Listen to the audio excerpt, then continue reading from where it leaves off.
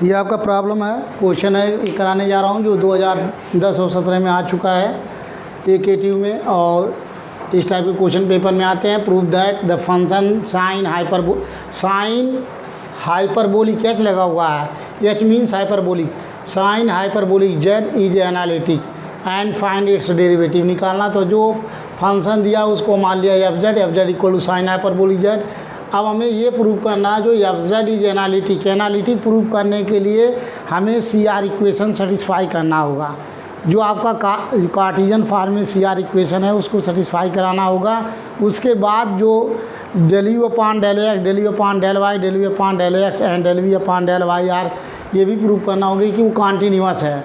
अगर कोई भी फंक्शन एनालिटिक तब होगा जब CR इक्वेशन सेटिस्फाई करे और उसके पार्शियल जो डेरिवेटिव हैं del u upon del x, del u upon del y, del v upon del x and del v upon del y are continuous function हो, then the function is analytic. उस case में analytic हो, मतलब analytic prove करने के लिए हमें CR equation satisfy कराना होगा और उसके जो पार्शियल डेरिवेटिव हैं वो जो है कॉन्टीन्यूअस होना चाहिए। तो देख लीजिए, सबसे पहले यहाँ से जो एफ जेड दिया हुआ है यहाँ से u एंड v निकालना होगा। u निकालने के लिए सबसे पहले देख लीजिए z की वैल्यू चेंज करेंगे। ये होता है साइन हाइपरबोलिक और z मीन्स होता है x प्लस आई वाई। आप देख लीजिए यहाँ से फार्मूले में खोलेंगे, साइन a प्लस बी का फार्मूला है, तो साइन a प्लस बी के फार्मूला में इसको ओपन करेंगे तो आ जाएगा। आप देख लीजिए हाइपरबोलिक है, sine hyperbolic x sine a cos b into cos hyperbolic I Y, ठीक है, plus sine a cos b plus cos a cos x into sine hyperbolic,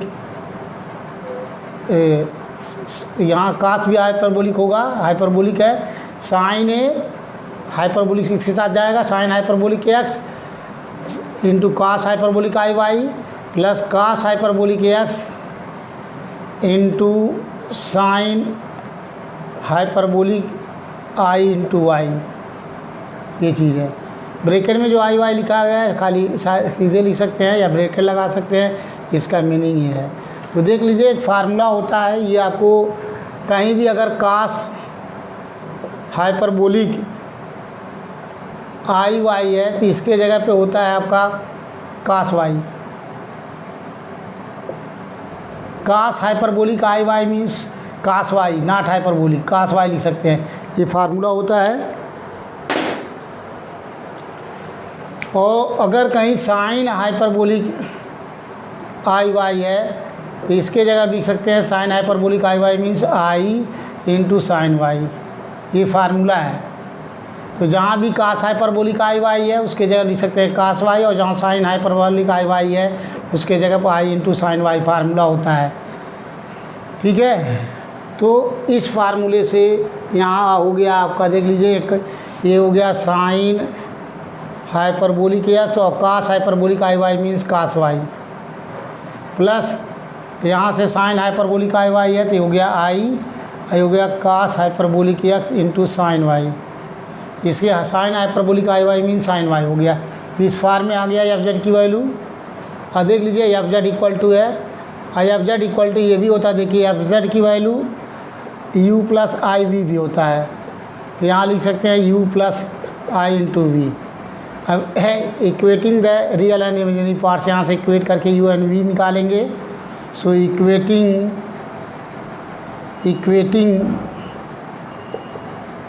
the real and imaginary parts,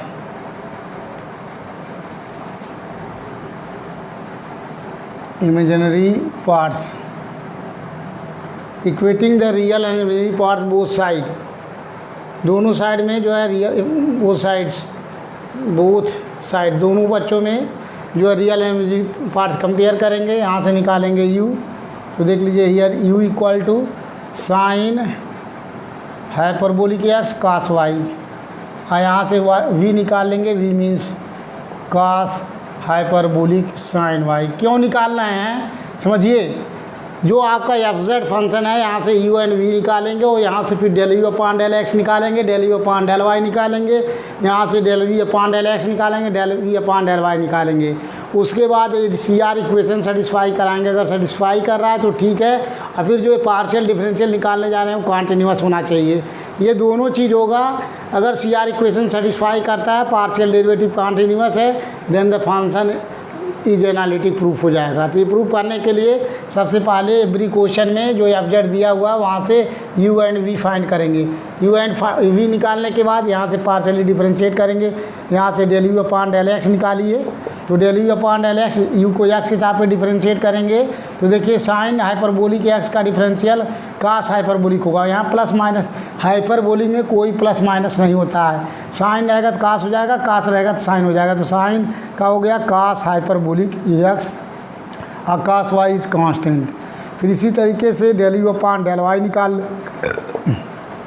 Y साबित करेंगे तो cos Y का differential होता है minus sine Y. यहाँ minus हो गया, ये जो है आपका साइन हाइपरबोलिक है ही, और इसका कास वाई का साइन वाई हो गया। ये हो गया इसका डिफरेंशियल। इसी तरीके से यहाँ से del we upon del x निकालेंगे, वी को एक्स के हिसाब से डिफरेंशिएट करेंगे तो कास हाइपरबोलिक का हो जाएगा साइन हाइपरबोलिक एक्स और साइन वाई रहेगा। ये साइन वाई कांस्टेंट हो गया एक्स के सापेक्ष। फिर वी को एक्स के हिसाब से वाई के हिसाब से डिफरेंशिएट करेंगे, del we upon del Y, Y के हिसाब से डिफरेंशिएट करेंगे तो कास हाइपरबोलिक कांस्टेंट है, साइन वाई का कास वाई। ये हो गया कास हाइपरबोलिक एक्स और साइन वाई का हो गया कास वाई, ये चीज़ आया। अब डिफरेंशियल हो गया। आप देख लीजिए यहाँ से del you upon del x की value del we upon del Y के बराबर है। देख लीजिए here del you upon del x cos hyperbolic cos y यहाँ भी है। और फिर देख लीजिए del you upon del Y की वैल्यू, और जो है इस दोनों सेम है लेकिन माइनस साइन है। तो देख लीजिए यहाँ से स्पष्ट है, it is clear that hence, यहाँ से स्पष्ट है। देख लीजिए del you upon del x equal to del we upon del Y and del you upon del Y equal to minus del we upon del X. देख लीजिए del you upon del x की value जो है वही del we upon del Y के बराबर है, और del you upon del Y की जो वैल्यू है माइनस इसमें मल्टीप्लाई कर दें इसके बराबर है। इसका मतलब hence C R equation are satisfy. यही आपका सी आर इक्वेशन है। Hence C R means Cauchy Riemann equation are satisfy. Hence C R equation are satisfy. C R means Cauchy Riemann equation are satisfied.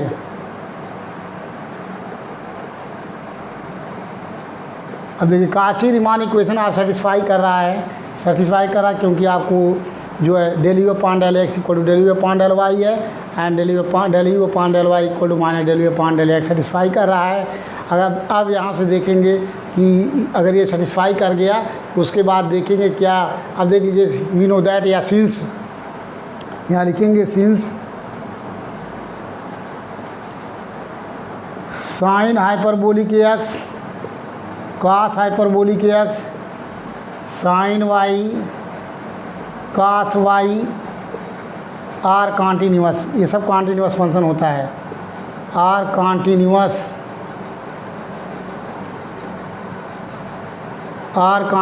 Function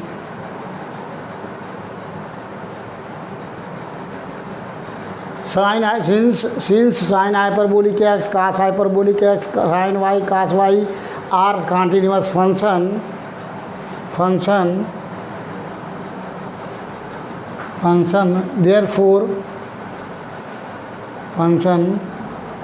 therefore del you upon del X, क्योंकि ये भी continuous function है, ये भी continuous, हमेशा sine x कास Y sign ये सब continuous function होता है। तो यहाँ देखिए ये हो गया आपका sine hyperbolic x sine Y, ये कॉन्टीन्यूअस फंक्शन है। तो देख लीजिए therefore del you upon del x even sine cos का फंक्शन है, तो ये कॉन्टीन्यूअस फंक्शन हो गया। तो therefore del you upon del x del you upon del Y del we upon del X and del we upon del Y are also continuous function, continuous function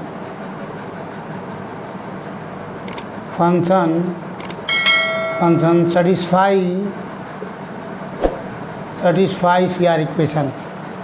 Function satisfy CR equation, hence the function f z is analytic everywhere. Hence the function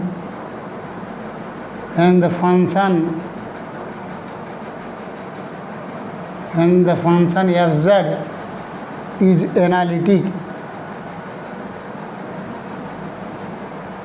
analytic everywhere.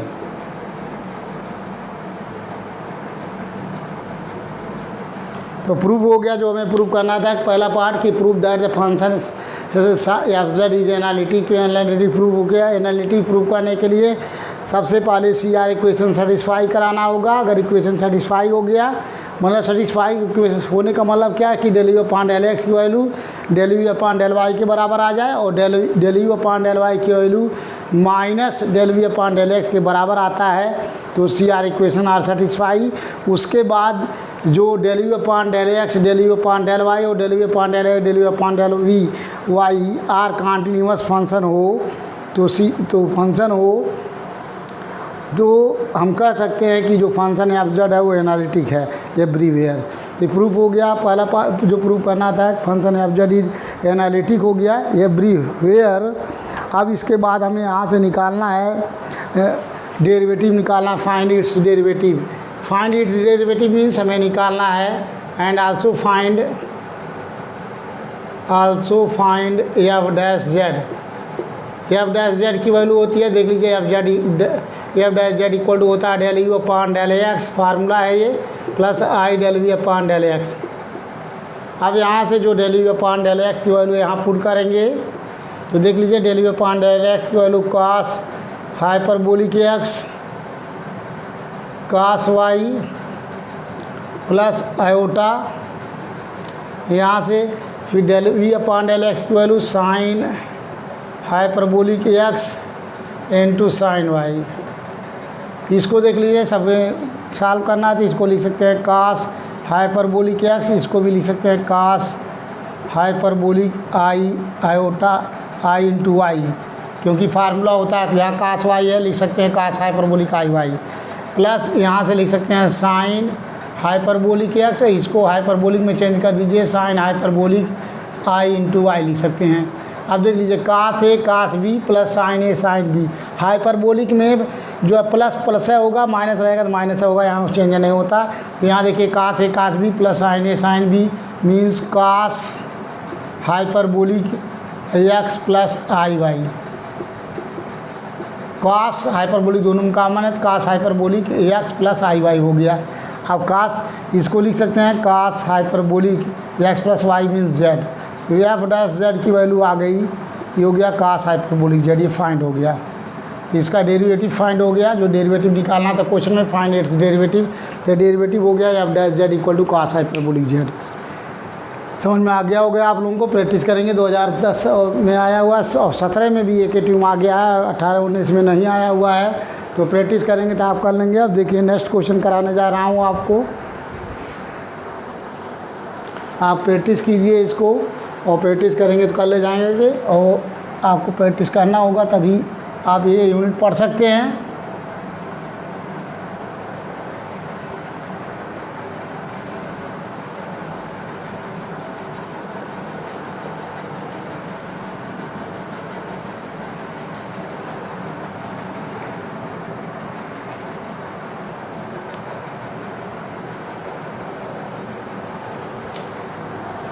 Next question आपको कराने जा रहे हैं, देख लीजिए।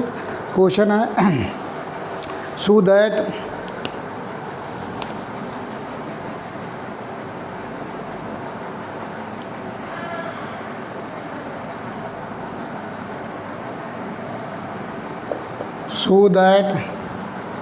the complex variable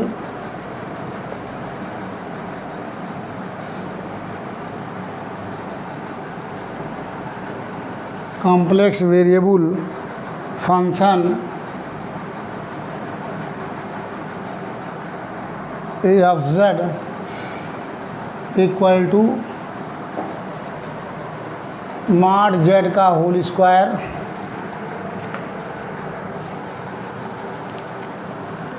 is differentiable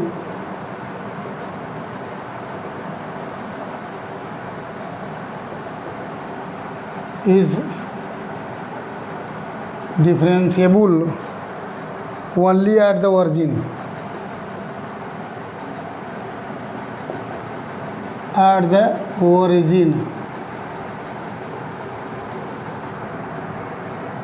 ये question है, आपको देख लीजिए।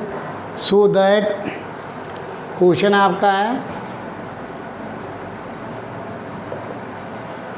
अक्सर 2 नंबर में आ जाता है क्वेश्चन सॉल्व करने के लिए, 2 नंबर में भी आ सकता है, पहले 5 नंबर में आता था। तो देखिए क्वेश्चन है आपका, so that the complex variable function F Z equal to Z modulus of Z का होल स्क्वायर इज डिफरेंशिएबल। हमें ये प्रूव करना है कि ये डिफरेंशिएबल है differentiable only at the origin.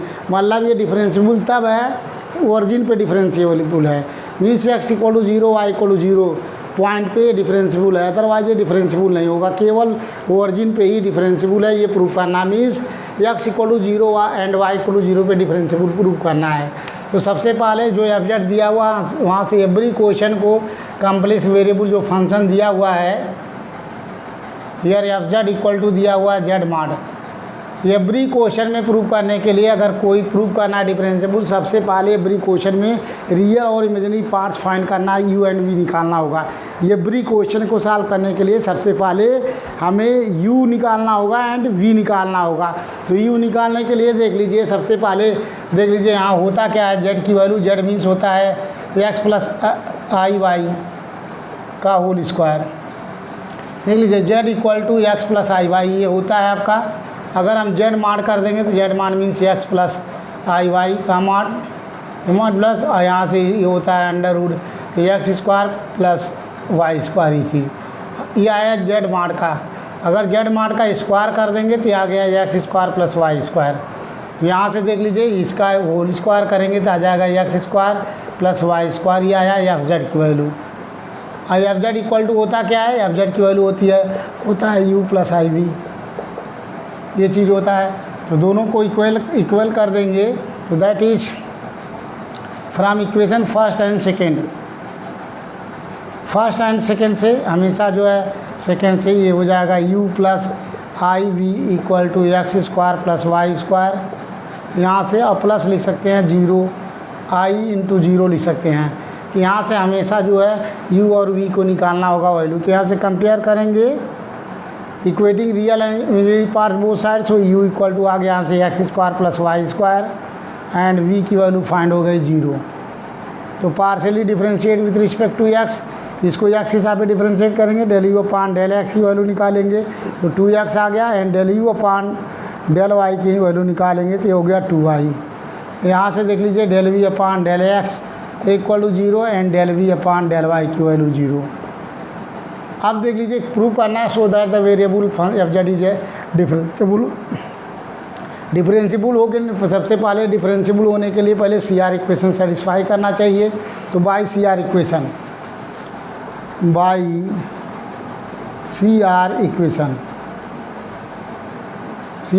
क्या है, सी आर इक्वेशन है del you upon del x equal to del we upon del Y and del you upon del Y equal to minus del we upon del x. यहाँ से देख लीजिए अगर del you upon del x की value क्या है, यहाँ del you upon del x की वैल्यू 2x है, ये सेटिस्फाई तब होगा।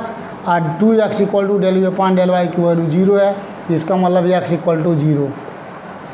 यहाँ से इसी तरीके यहाँ से 2y equal to 0, so that is y equal to 0। इसका मतलब क्या है, सी आर इक्वेशन सेटिस्फाई करेगा, केवल जो है ओरिजिन पे सेटिस्फाई करेगा, अदरवाइज ओरिजिन को छोड़ के कहीं नहीं।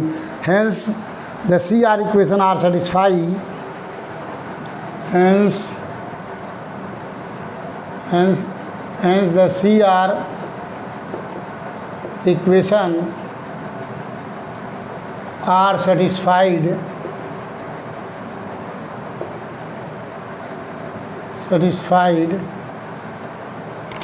only, hence the CR equation satisfy only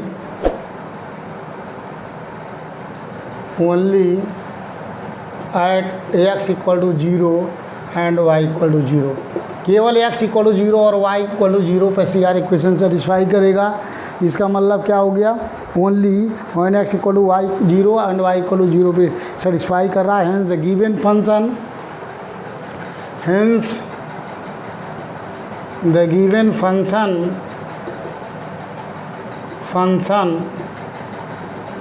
f z is differentiable